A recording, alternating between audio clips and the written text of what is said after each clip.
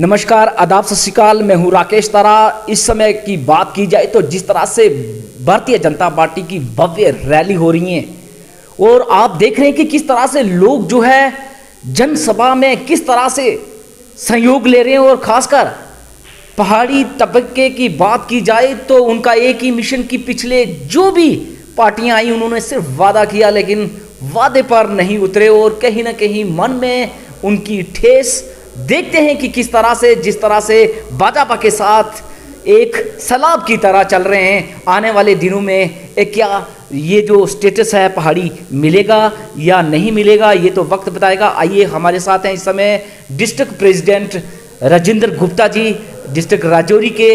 बात करेंगे इनसे, जिस तरह से भव्य रैली हो रही है, क्या कहेंगे?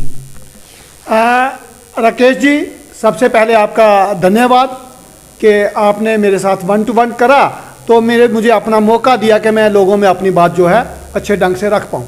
राकेश जी, सबसे पहले मैं ये बताऊंगा कि हमारे जम्मू कश्मीर यूटी के अध्यक्ष हमारे श्रीमान अरविंदर रैना जी, जो पिछले 4-5 दिन से राजौरी पुंछ का एक हफ्ते पे टूर पे निकले हुए हैं, तो वो आपके सामने है। वो टूर निकले हैं ताकि लोगों में जाएं, लोगों की बात सुने, लोगों के दुख सुख में काम आए। भारतीय जनता पार्टी जो है वो सिर्फ वोट लेने के लिए या वोटों के दिनों में ही लोगों के बीच नहीं जाती है, वो 24/7 पर लोगों में रहती है, लोगों के दुख दर्द को बांटती है, लोगों के दुख दर्द को देखती है।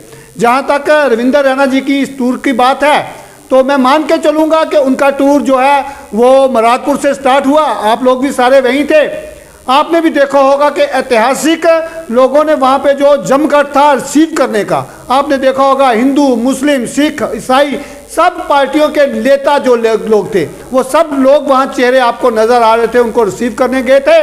और उसको रिसीव करते हुए वहाँ से 20-25 किलोमीटर का सफ़र तय करते हुए वो जाके उन सब लोगों ने दरहाल किया, और दरहाल में एक शानदार रैली जो है आपने देखी। तो उसके बाद वही रैलियों का सिलसिला सुरनकोट, मंडी, आज पुंछ में, उसके बाद मैंडर में, और उसके बाद 17 तारीख को सुबह 10 बजे जो है हम उनको गंभीर में जो है रिसीव करेंगे। वो मैंडर से आएंगे। मेरा सबसे निवेदन है कि जिन भाइयों के पास छोटी गाड़ियाँ हैं वो लेके 10 बजे गंभीर में आएंगे, उनको रिसीव करेंगे। और 10:30 बजे जो है शुक्रवार 17 तारीख, मैं फिर एक बार टाइम बता दूँ, शुक्रवार 17 तारीख 10:30 बजे डाक बंगलो राजौरी में जो है उनकी एक बहुत बड़ी महारैली जो है वो होगी। मेरा सब राजौरी वासियों के और जो इसके इर्द गिर्द जितने लोग रहते हैं सबसे निवेदन है कि वो उस बड़ी रैली में आए, और हमारी जो पार्टी की सारी हाईकमान लीडरशिप आ रही है उसको आके सुने और अपनी जो बात है उन तक ज़रूर रखें। राजेंद्र जी, जिस तरह से एक किरण दिखाई दी है लोगों को, पहाड़ी की बात की जाए तो पूरा जन सैलाब इस समय एक इस खुशी की लहर में कि जिस तरह से 70 साल में जो नहीं हुआ वो आने वाले दिनों में होने वाला है। तो इस पर लोगों की जनसभा में इस तरह से जो है उमड़ कर आना, क्या कहेंगे? मैं कहूँगा राकेश जी, ये जो जन सैलाब भारतीय जनता पार्टी की रैलियों में आ रहा है, मैं इसका एक कारण देखता हूँ कि लोगों के साथ 70 सालों में एक इंसाफ ना होना एक बड़ी वजह है। उनका दर्द जो है उनको वो खींच कर रैलियों में ला रहा है। उनको अपने बच्चों का फ्यूचर जो है वो अंधकार में नज़र आ रहा है। उनका अपने जो आने वाली नस्लें हैं उसका फ्यूचर जो है वो डार्क नज़र आ रहा है, क्योंकि उन्होंने सब पार्टियों को आजमाया।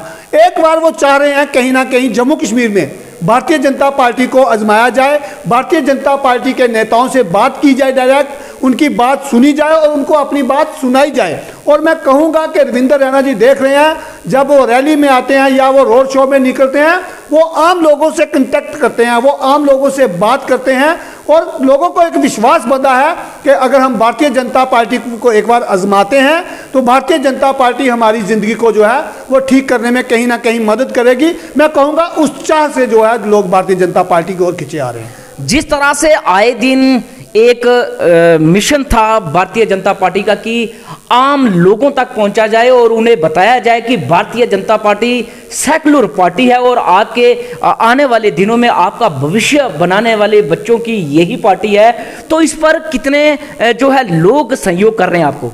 मैं ये मान के चलूँगा कि आज तक हमारे हिंदुस्तान में और ख़ासकर हमारे जम्मू कश्मीर में हम लोगों को लड़ा के कुछ सियासतदानों ने सियासत की। मैं सब सियासतदानों को नहीं कहूँगा, मगर कुछ सियासतदानों ने हमें आपस में लड़ा के यहाँ पे सियासत की। वो सियासत चाहे हिंदू मुस्लिम की करते रहे, वो सियासत चाहे वो उन्होंने गुज्जर नान गुज्जर की। तो मैं कहूँगा अब लोगों को वो चीज़ें नज़र आ रही हैं कि भारतीय जनता पार्टी यहाँ का गुज्जर, यहाँ का पहाड़ी, यहाँ का हिंदू, यहाँ का मुस्लिम, यहाँ का सिख, सबको साथ लेके जो है एक वो पॉलिटिकल उनको पावर करने की कोशिश कर रही है। मैं कहूँगा कि लोगों का विश्वास है, लोगों को लग रहा है कि भारतीय जनता पार्टी जो है वो इंसाफ करेगी। और इसमें एक आप देख रहे हैं कि बहुत बड़ा इशू है, बहुत बड़ा मुद्दा है, जो हमारे पिछले दिनों हमारे होम मिनिस्टर, गृह मंत्री हमारे माननीय अमित भाई शाह साहब जम्मू उन्होंने एक टूर किया। उसमें उन्होंने ये बोला कि पहाड़ियों को भी उनका हक मैं जल्दी से जल्दी दूंगा और पहाड़ियों से कोई जम्मू कश्मीर का सीएम बन सकता है। पहाड़ियों से उनका कहने का मतलब था कि ज़रूरी नहीं कि सीएम जो है वो कश्मीर से ही बनेगा, जो ज़रूरी नहीं वो जम्मू का बंदा ही जो है वो बन सकता है। उनका कहना था कि राजौरी पुंछ से भी पहाड़ियों का कोई सीएम हो सकता है, वो डोडा किश्तवाड़ से भी कोई सीएम हो सकता है, वो कोई गुज्जर से सीएम हो सकता है, वो कोई पहाड़ियों से हो सकता है। इसका मतलब ये रहा कि ये जो यहाँ के सीएम बनने का या मंत्री बनने का ठेका कुछ लोगों ने लिया था, उनका ही नहीं है। तो ये लोगों को कहीं ना कहीं अपील हुई है। और खासकर इस राजौरी पुंछ उड़ी करना के क्षेत्र में आपने देखा होगा कि पहाड़ियों में एक नई उमंग जागी है, क्योंकि वो पिछले 40 साल से एक अपनी स्ट्रगल जो है वो कर रहे हैं। और भारतीय जनता पार्टी इस बात के लिए पूरी तरह सहमत है कि जिन लोगों के साथ, जिन खित्तों के साथ, जिन भी किसी खित्ते के साथ कहीं बेइंसाफ़ी हुई है पिछले 70 सालों में, तो नरेंद्र भाई मोदी जी का क्लियर मानना है सबका साथ, सबका विकास, सबका विश्वास। वो कहते हैं कि सबका विकास करना है, सबको उनका हक बराबर का देना है। तो उनको लग रहा है कि पहाड़ियों के साथ भी पिछले कुछ 40 सालों में अगर वो डिमांड कर रहे हैं, वो उसकी एक लड़ाई लड़ रहे हैं, तो उनकी डिमांड जो है वो पूरी की जाए।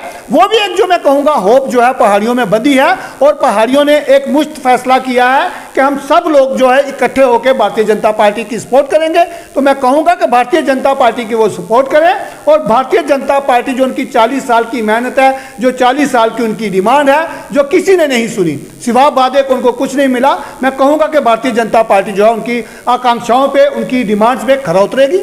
राजेंद्र जी, जिस तरह से अगर देखा जाए तो आज वोटर जागरूक हो चुका है, वो कोई जात पात नहीं देखता, वो देखता है कि आने वाला भविष्य हमारे बच्चों का कैसा होगा और वो आगे का चेहरा देखना चाहते हैं। और जिस तरह से आपने देखा कि कल मंडी में एक बड़ी जनसभा हुई और उसमें एडवोकेट ने कहा कि मैं जब मेरा जन्म हुआ तब ही मेरा एक मिशन था कि मैं एनसी में एज ए वर्कर काम करूं और मैंने काम किया और टेंट और कुर्सियां भी लगाई।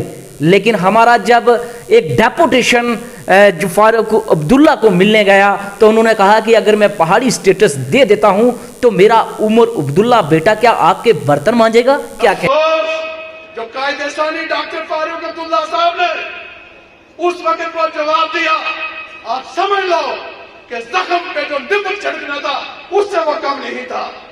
कायदेसानी फारूक अब्दुल्ला साहब क्या कहते हैं कि अगर मैं पहाड़ियों को एसटी दे दूंगा तो मेरा उमर अब्दुल्ला पहाड़ियों के बर्तन साफ करेगा। कहेंगे इस पर? मैं कहूँगा कि उन एडवोकेट साहब को फारूक अब्दुल्ला साहब ने क्या कहा ये वो बता सकते हैं या फारूक अब्दुल्ला साहब बता सकते हैं। मैं उनकी किसी बात को पे सेकंड या स्टेटमेंट नहीं दूंगा, मगर मैं इतना ज़रूर कहूँगा कि आप देख रहे हैं, आप मंडी की बात मत करें, आप मुरादपुर से शुरू हो जाएं।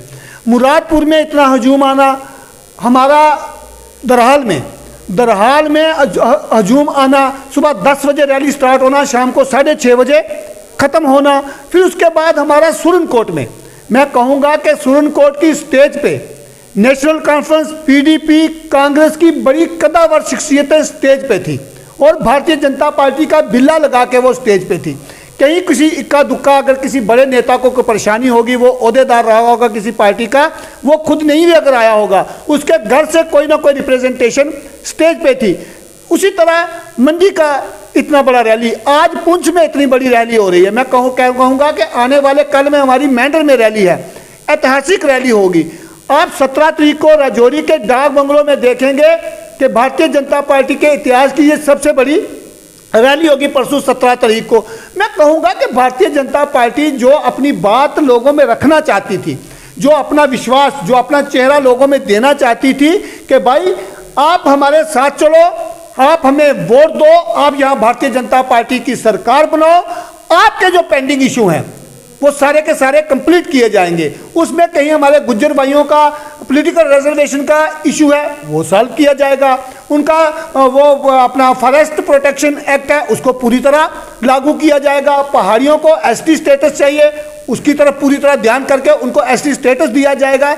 मैं यही कहूँगा कि मोदी जी का यही मानना है कि सबके साथ इंसाफ किया जाए। ऐसा नहीं है कि जम्मू के साथ इंसाफ किया जाए तो कश्मीर का हक छीन लिया जाए, कश्मीर का साथ इंसाफ किया जाए तो राजौरी पुंछ को खा दिया जाए, राजौरी पुंछ के साथ इंसाफ किया जाए तो डोडा किश्तवाड़ को खा दिया जाए।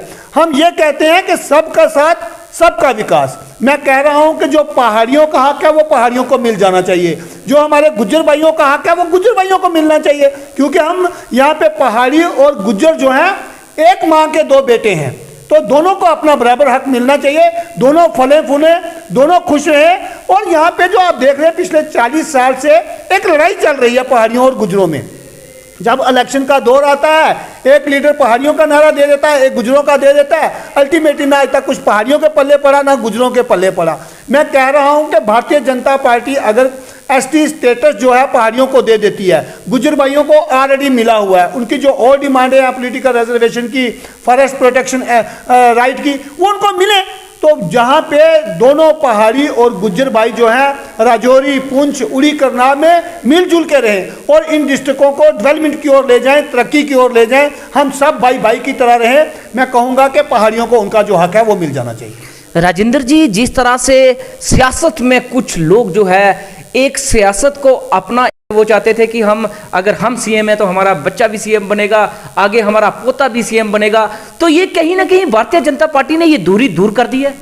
मैं कहूँगा कैसी के हम ना जो एक परिवार की राजशाही है, भारतीय जनता पार्टी उसके खिलाफ है।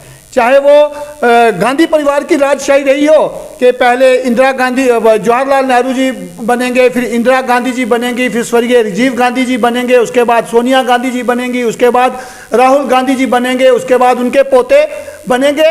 भारतीय जनता पार्टी इस चीज़ के आज तक खिलाफ रही है। वही सिस्टम है स्टेटों में, शेख अब्दुल्ला जी बनेंगे, फिर फारूक अब्दुल्ला जी बनेंगे, फिर उमर अब्दुल्ला जी बनेंगे, फिर उनके बेटे बनेंगे। यही सियासत है पीडीपी की, पहले मुफ्ती साहब बनेंगे, फिर उनकी बेटी बनेगी, फिर उनकी भाई का बेटा बनेगा। भारतीय जनता पार्टी कहती है कि ये डेमोक्रेसी नहीं है। भारतीय जनता पार्टी कहती है कि जो इस देश, इस समाज, इस खित्ते के लिए काम करे वो मंत्री भी बने, वो सीएम भी बने। जैसे मैंने आपको कहा कि हमारे होम मिनिस्टर जी ने कहा कि आने वाला जम्मू कश्मीर का सीएम पहाड़ी भी हो सकता है, इसलिए उन्होंने इस बात को ख़त्म किया कि जम्मू से ही सीएम बनेगा या कश्मीर से ही बनेगा, वो कहीं से भी बन सकता है। लोग जिसको वोट देंगे, जिता के भेजेंगे, भारतीय जनता पार्टी को एक आपको खूबसूरत चेहरा देगी जो सब लोगों को मान्य होगा, सब खित्तों का ध्यान रखेगा, राजौरी पुंछ का भी ध्यान रखेगा, डोडा किश्तवाड़ का भी ध्यान रखेगा, जम्मू का भी ध्यान रखेगा, कश्मीर का भी ध्यान रखेगा, उड़ी का भी रखेगा, करनाल का भी रखेगा, अनंतनाग का भी रखेगा, बारामूला का भी रखेगा। ऐसा नहीं चलेगा कि श्रीनगर से एक ही परिवार से सीएम बनेगा और श्रीनगर से भी नहीं, उसी गली से बनेगा, उसी मोहल्ले से बनेगा, उसी घर से बनेगा।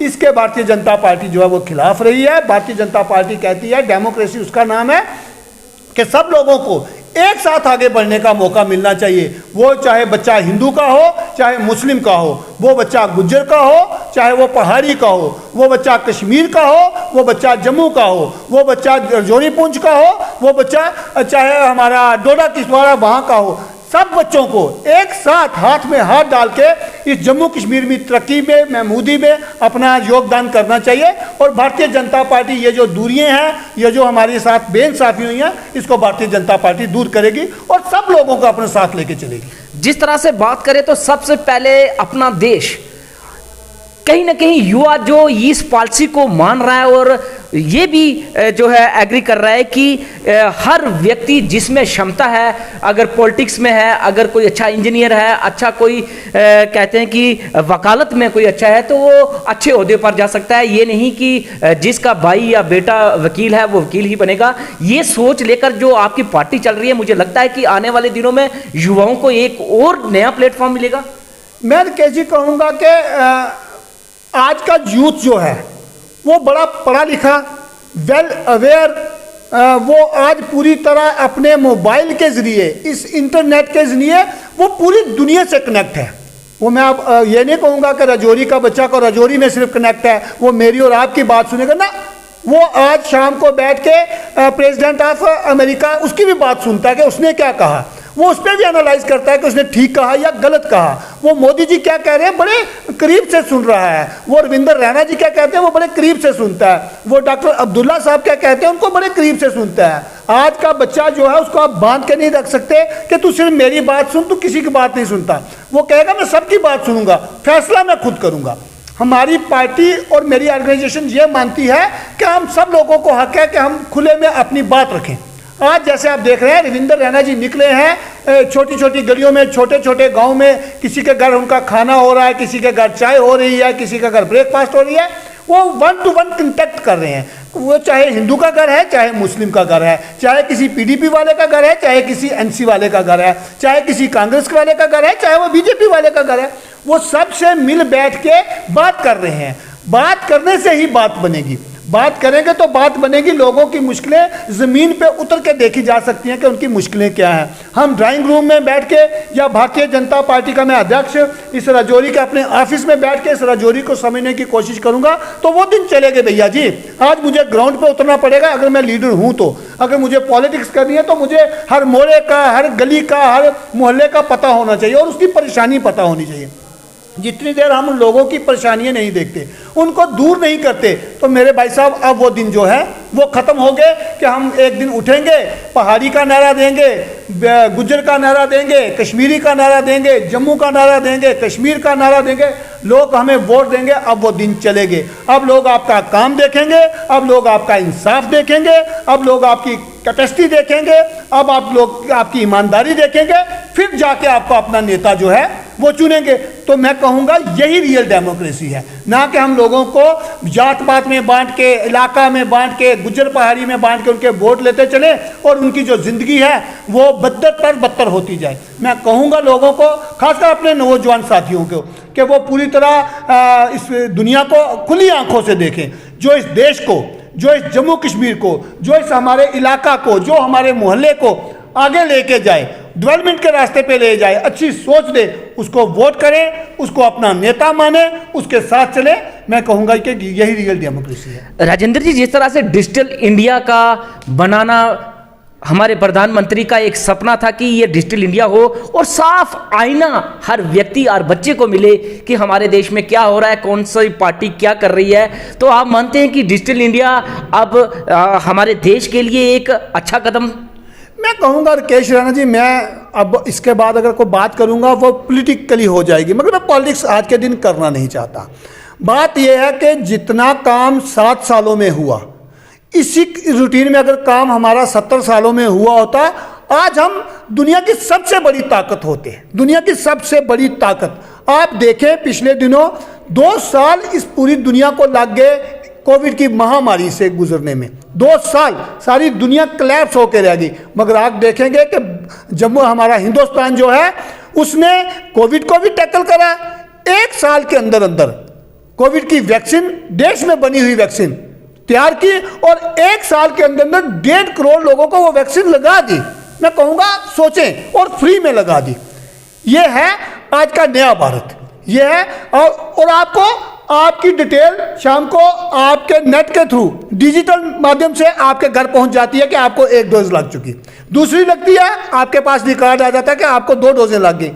हिंदुस्तान सरकार के पास शाम को रिकॉर्ड होता है कि आज 50 लाख डोज लगी, आज 70 लाख डोज लगी।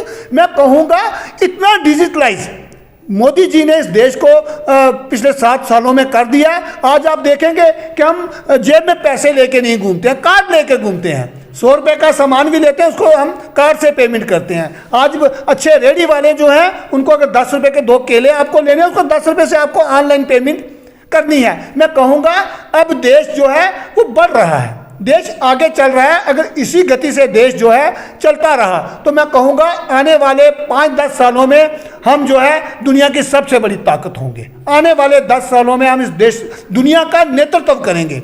हम आने वाले 10 सालों में हम हिंदुस्तान जो है वो वर्ल्ड का लीडर होगा, वो उसको लीड करेगा, उसको अपने साथ चलाएगा। मैं नहीं कहूँगा पीछे चलाएगा, उसको अपने साथ चलाएगा। जो हिंदुस्तान कहेगा वो दुनिया को बात सुननी पड़ेगी। वो सुनना दुनिया ने शुरू कर दिया है। ये मोदी साहब का कमाल है। ये थे हमारे साथ राजेंद्र गुप्ता जी, डिस्ट्रिक्ट प्रेसिडेंट, जिन्होंने पूरी तफसील से हमसे बात की। और डिजिटल इंडिया यही है कि हर व्यक्ति के, हर बच्चे के जुबान पे, उसके दिल में पता चले कि देश में क्या हो रहा है। और ये डिजिटल एक्सरा, जी हाँ, हम इसे कहेंगे डिजिटल एक्सरा।